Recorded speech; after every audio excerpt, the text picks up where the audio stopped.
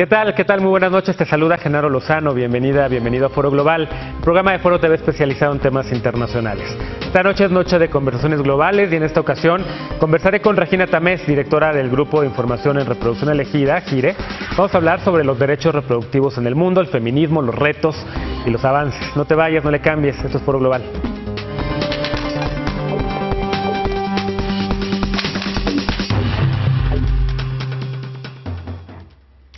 ¿Qué tal? Gracias por acompañarnos esta noche en Foro Global, en una noche de conversación global. En esta ocasión con Regina Tamés. Ella es directora del Grupo de Información en Reproducción Elegida, GIRE. También es abogada y maestra en Derecho Internacional, especializada en Derechos Humanos. Previamente trabajó en la oficina en México del Alto Comisionado de Naciones Unidas para los Derechos Humanos y también en Planned Parenthood Federation of America. Regina, bienvenida a Foro Global, ¿cómo estás? Muy bien, Genaro, muchas gracias. Oye, siempre empiezo con preguntas personales. Ya estuviste en una entrevista corta, lo personal es político, por ahí empezamos, pero ya estuviste recientemente en una entrevista corta donde hablamos de Argentina y los derechos que se están avanzando allá en el tema del derecho a decidir, el derecho al aborto. Pues siempre pregunto, y me encanta preguntarle a las mujeres feministas, ¿por qué te volviste feminista? O sea, ¿dónde fue tu despertar? ¿Cómo decidiste dedicar tu vida a los derechos sexuales y reproductivos, a las causas de las mujeres, etcétera? Ya. Uy, pues creo que hay como 3 momentos de los que me acuerdo como conscientemente. Una cosa muy ridícula, pero en este marco del mundial. Yo iba en una escuela mixta, pero de monjas, y siempre que había mundial, los hombres podían salir a ver los partidos y nosotros nos quedábamos en clase, y nunca lo entendí, siempre me quejé y reclamé. O sea, como que desde ahí empecé a tomar conciencia de que no estaba bien esa separación tan tonta. Después... ¿Te quejaste porque tú querías ir a ver el fútbol o nada más porque dijiste esto es injusto? No, yo estoy cero emocionada del fútbol. Nada más no entendía la justificación de que solo los hombres podían salir, les gustaba el fútbol. Trabajé estudiando la maestría, más bien, conocí a una abogada colombiana que me habló de un caso de una niña que habían violado en México y que le habían negado el aborto y que le habían forzado a ser madre. Y como que eran casos que sabía que existían, pero nunca había pensado que desde mi profesión como abogada que buscaba la justicia social podía contribuir. Y ese caso pues hizo como que cambiara mi mirada de qué es ser activista de derechos humanos, empezar a incorporar la perspectiva de género, y ahí descubrí el feminismo, que es el caso Paulina, que en algún momento también GIRE estuvo Exactamente. Marta Lamas también ahí, ¿no? Muy fuerte. Oye, ¿y cómo llegas a GIRE? ¿Cómo conoces a Marta Lamas, que es también una gran amiga, pero también uno de los pilares, digamos, del feminismo en México? Pues en parte fue por el caso Paulina, y también yo no trabajé brevemente en el Alto Comisionado, trabajé 8 años. En esos 8 años en el Alto, que fue un gran aprendizaje y un gran lugar para formarme, me di cuenta que no había necesariamente una perspectiva de género ni el foco estaba en las mujeres. Eso le tocaba en aquel entonces a UNIFEM, ahora ONU Mujeres. Y empecé como a ver con las colegas y con el representante que dio como la oportunidad de que empezáramos a trabajar desde derechos humanos con esta perspectiva, y ahí empecé a conocer a las feministas, entre ellas a Marta, como hacer este vínculo entre derechos humanos y feminismo, que en realidad para mí son lo mismo. Si entiendes derechos humanos, tendrías que entenderlo de esta perspectiva. Entonces así la conocí, como una abogada clásica y tradicional de derechos humanos que estaba interesada en las causas que ellas estaban defendiendo. Y ella me hizo la invitación junto con la directora María Luisa Sánchez Fuentes, que era la anterior de GIRE. Así llegué a GIRE. Hay quien piensa que es una obviedad decirlo, ¿no? Sobre todo ahora que ya está de moda ser feminista, ¿no? O sea, Beyoncé y digamos todos estos personajes del mundo pop que ya lo hacen. Antes nada más era pues Madonna lo hacía y se burlaban de ella y la criticaban. Era la radical. Exacto, ¿no? Pero ¿por qué es importante ser feminista hoy en el año 2018? Uy, yo creo que es una manera de tomar conciencia de que vivimos en una sociedad desigual por muchas razones, pero una de ellas es por si eres hombre o mujer, y tomar conciencia y actuar en consecuencia.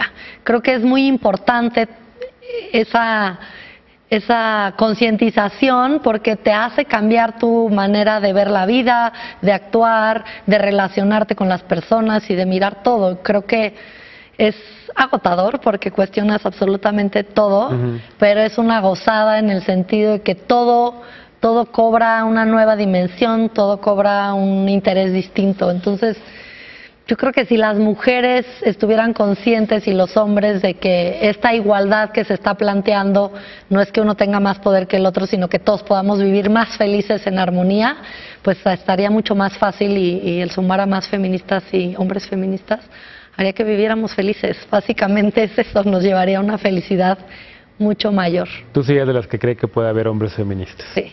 Sin duda. No, yo también, digo, yo siempre me presento como feminista, Sí. y femenino también, Sí. pero hay hay mujeres feministas que dicen que no, que yo no puedo por mi privilegio de hombre, al igual que muchos otros, ¿no? Yo creo que el feminismo está lleno de diferentes posturas y eso es parte de lo chido que lo nutre, la diversidad. Yo creo que hay que sumar a los hombres. Una tontería, pero yo tengo niño y niña.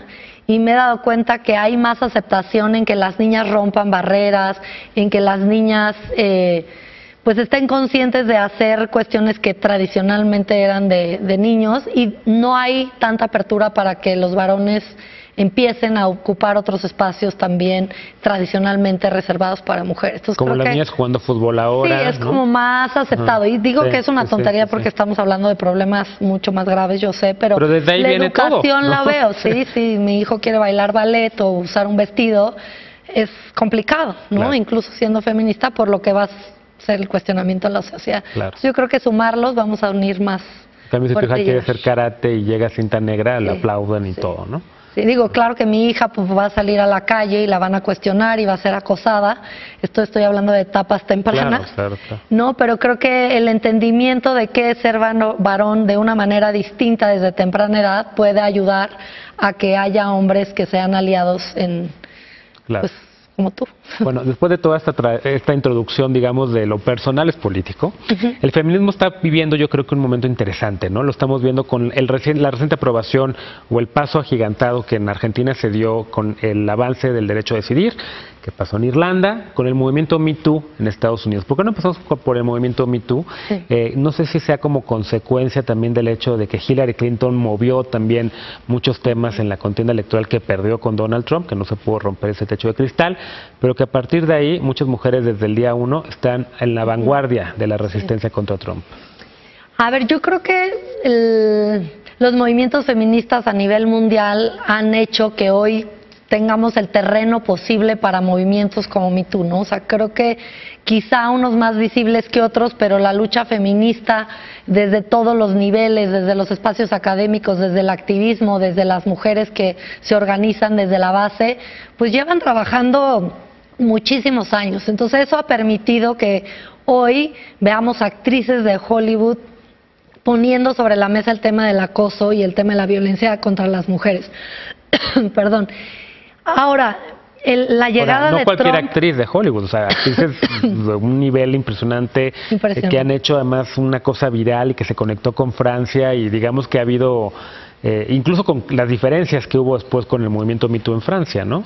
Sí, creo que la misoginia y el sexismo de Trump detona que si estabas como entre que te reconocías feminista o no, pues claramente entiendes el feminismo desde este lugar y sales a manifestarte en contra. Creo que de lo único positivo que yo vería de este hombre en el poder es eso, que ha articulado a muchos movimientos, a muchas mujeres que quizá antes no se sentaban juntas, que no hablaban y que hoy pueden identificarse con una causa que es que esta desigualdad entre hombres y mujeres nos está lastimando como sociedad, ya sea a través de el acoso, el feminicidio, el tema de negarte el derecho a decidir.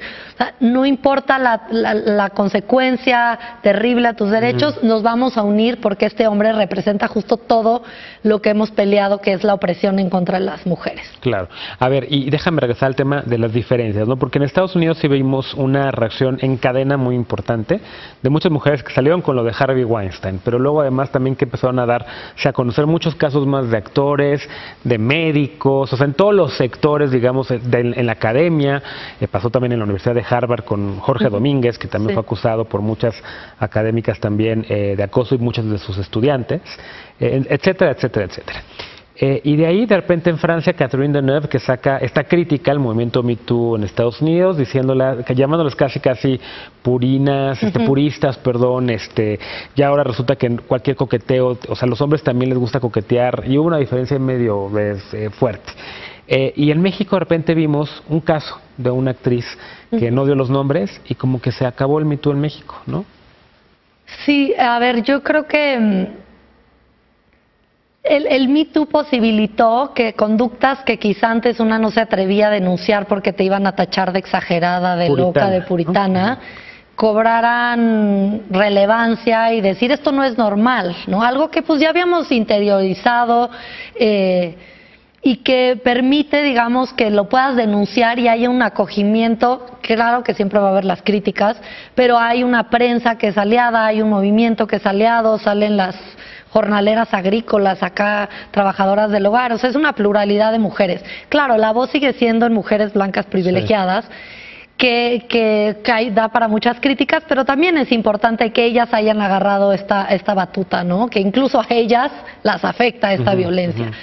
El tema con las francesas, no sé, yo creo que tienen puntos importantes en el sentido de decir, o lo que yo rescataré es decir, ojo con que no volvamos esto una acusación directa a todos los hombres y generalicemos. En ese sentido creo que está bien. El tema de si que te tocan la rodilla o que cualquier signo que puede ser acoso, yo creo que ahí hay que personalizarlo y cada caso hay que tomarlo individual, porque el consentimiento pasa por quién eres tú, cuál es tu historia. Me parece difícil tener un catálogo de qué sí consideras acoso y qué no consideras acoso, porque lo que para mí puede ser un coqueteo deseable, pues para la otra mujer puede ser que sea acoso. Y no es lo mismo el acoso que vivo yo que lo que viven las mujeres que toman diariamente 5 transportes públicos o que caminan en calles sin iluminación. Entonces, me pareció desafortunado que las francesas lo hicieran en ese momento en donde era el boom de visibilizar que esto que las mujeres vienen denunciando no era una exageración, es una realidad. Estratégicamente me pareció fatal. Creo que da para mucho análisis. Yo creo que no hay que descartar siempre de completo todo, pero sí fue desafortunado porque como que bajó y dio también esta posibilidad que muchos hombres que estaban en contra y se sentían como amenazados, dijeran, ya ven, las francesas dicen que ustedes son exageradas. En México, mira, más allá de si la actriz Carla Sousa diera o no los nombres, ella tenía el derecho de hacerlo como ella quisiera. Sí, creo que no hubo una respuesta por parte de la sociedad, porque no hay ese músculo todavía de arroparla, de que la prensa no la juzgara. Creo que es lamentable que se haya pagado, pero también es cierto que se habla más, ¿no? Las universidades en México ya están preocupadas de que tengan su protocolo de acoso sexual.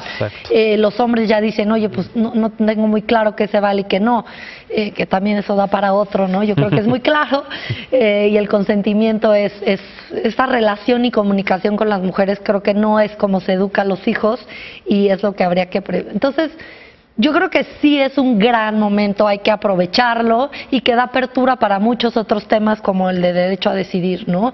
No los desvincularía porque el tema de violencia es el paraguas más amplio, pero hay muchos tipos de violencia. Hay esta violencia de acoso, hay violencia feminicida, hay violencia obstétrica, lo que nos pasa en el parto a las mujeres que jamás se ha tomado en consideración y es algo normalizado en todo el mundo, ¿no?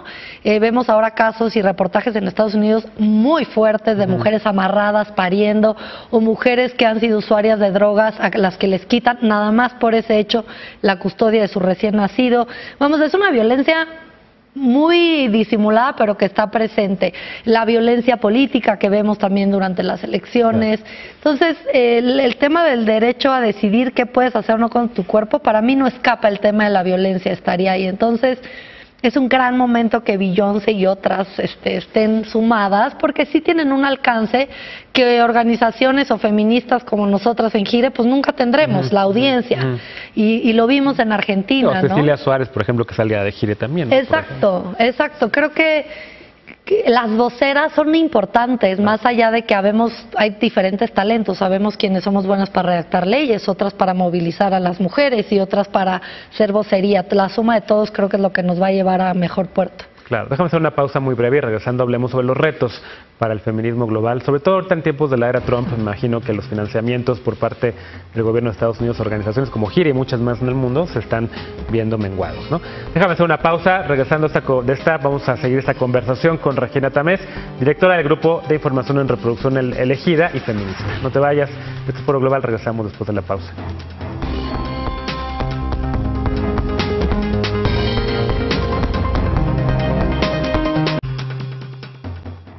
Gracias por continuar con nosotros en esta conversación global de viernes, en esta ocasión con Regina Tamés, feminista y directora de GIRE.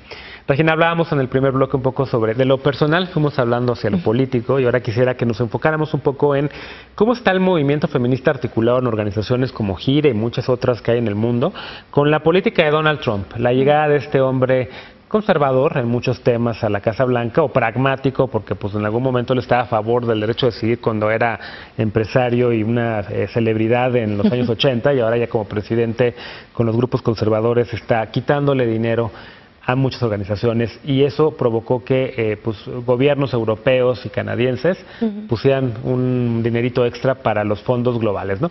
Creo que Trump está ahora quitándole fondos a organizaciones que quieren aplicar la Mexico City Policy, ¿no? Esta idea de organizaciones que se dedican a dar acceso a derechos sexuales y reproductivos. ¿Cómo lo estás viendo? ¿Qué dicen en las juntas que tienes cuando viajas a Estados Unidos con donantes o con otras mujeres directoras de organizaciones, etcétera?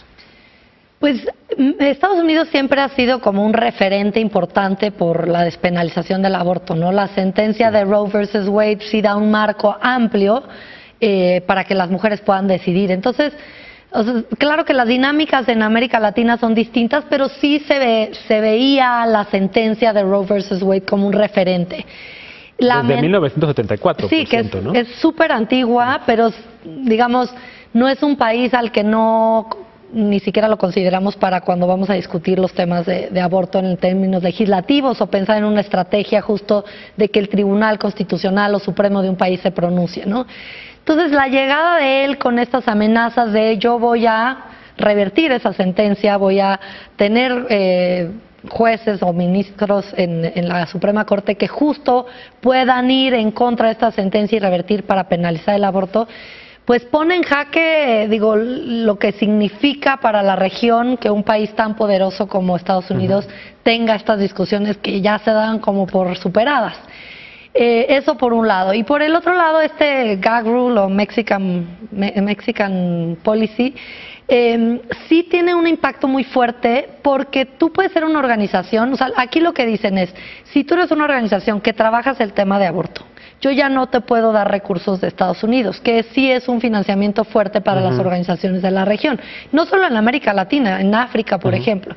Y yo podría decir, no, pero el dinero que tú me das de Estados Unidos no lo voy a usar para aborto, yo trabajo una agenda más amplia, violencia obstétrica, muerte materna. No. Si yo soy una organización que dentro de mi agenda tengo el tema de aborto incluido, no puedo recibir ningún recurso. Y pues eso sí ha significado un golpe fuerte para organizaciones que hacen trabajo para poder despenalizar el aborto, o por lo menos tener acceso frente a ciertas causales. Ha sido, digamos, un golpe fuerte, porque aunque seamos organizaciones que estamos aquí por el compromiso, pues también uno tiene que organizar actividades y para eso se requieren recursos, ¿no? Los sueldos de las personas. Entonces, sí, y luego ver pues las amenazas que parecen pequeñas, pero que sumadas son muchas, de lo que pasa en Minnesota, en Iowa, en Kentucky, todas estas restricciones en donde está la amenaza de Roe versus Wade, pero también están estas trabas, ¿no? Que ahora si quieres un aborto tienes que esperar 5 días, o tienes que ver el ultrasonido, o si detectas el latido del corazón, que eso se puede incluso hasta la semana 6, que es poco, no puedes tener un aborto. O tienes que reunirte con un counselor, un asesor antes, y es una monja o un padre. Y lo vemos preocupante no solo por las mujeres que viven en Estados Unidos, por las mujeres migrantes, latinas, negras, que son las que siempre recurren a estos lugares, digamos, que son gratuitos como Planned Parenthood, sino porque por lo menos en México hemos visto que hay como una copia de las estrategias, ¿no? La protección a la vida desde la concepción fue algo que se intentó en Estados Unidos y que afortunadamente lograron parar. En México no. Tenemos más de la mitad de los estados con esta protección, que si bien no prohíbe el aborto, sí pone obstáculos y da pretextos para dilatar el servicio. Entonces, sí da miedo pensar que estas ideas tan creativas de los grupos en Estados Unidos a nivel de los estados pues empiecen a tomar fuerza en los estados y en los estados de México, pero en los países, en la región. Sí puede tener un efecto cascada que es preocupante, sabiendo que ese movimiento ahora cuenta con menos recursos por este recorte. Claro, y que además entre menos recursos hay, más se pelean las organizaciones por ellos, etcétera, etcétera, ¿no? Sí. Oye, la región ha tenido también, digamos, como avances claroscuros, digamos, en muchos temas, ¿no? Sí. Sobre todo en derechos LGBT, que también son causas del feminismo, pero en paridad, por ejemplo, estamos años luz, incluso de Estados Unidos con el tema de paridad, 50% de mujeres en congresos de representación, todavía faltan ejecutivos y demás. ¿Cómo podemos explicar estas diferencias en una región que es, en teoría, tan cercana y a la vez tan lejana, desde México hasta Chile, en donde Argentina acaba de pasar en diputados el derecho a decidir y tienen paridad también desde hace ya un ratote, en donde en Centroamérica están persiguiendo a mujeres trans y no hay ni una sola causal para aborto, pero ya están también entrándole al tema de paridad, en donde en México tenemos la Ciudad de México, que tiene una política progresista, pero es una isla, digamos, adentro de todo el país, en donde no hay, en el estado de Coahuila tal vez, este tipo de políticas progresistas. ¿Cómo explicarlo? Pues ¿cómo mira, lo ven ustedes? ¿Como un reto? ¿Como? Yo creo que hay de las dos cosas. Es un reto porque los grupos antiderechos y los grupos conservadores pues están muy bien organizados, están muy bien financiados y la articulación, digamos, pues es bastante vertical, ¿no? En el movimiento feminista somos mucho más horizontales, hay más valoración y apertura a la pluralidad, a la diversidad, y eso hace que pues no sea como dijo y entonces todas seguimos. Y eso es una fortaleza sin duda y es a lo que queremos aspirar, pero en términos organizativos pues sí debilita. Yo creo que la región es muy representativa tanto de los retos como de lo que aspiramos, ¿no? Lo que ha sucedido en Argentina recientemente, pero también en Chile, en Uruguay, en la Ciudad de México, pues te hacen pensar que esto es posible, incluso pese a ciertos gobiernos conservadores, ¿no? Porque Macri no es que sea alguien progresista. Pero si gana también el voto en el Senado, va a firmar la ley de aborto. Exacto. ¿No? Podría vetarla, pero es increíble que ha podido tener esta madurez en donde dice yo estoy en contra, pero yo no soy quien decido. Están estos procesos democráticos, que es el que pase por el legislativo, y el legislativo representa a estos millones de mujeres y hombres que se pusieron en las calles a pedirlo.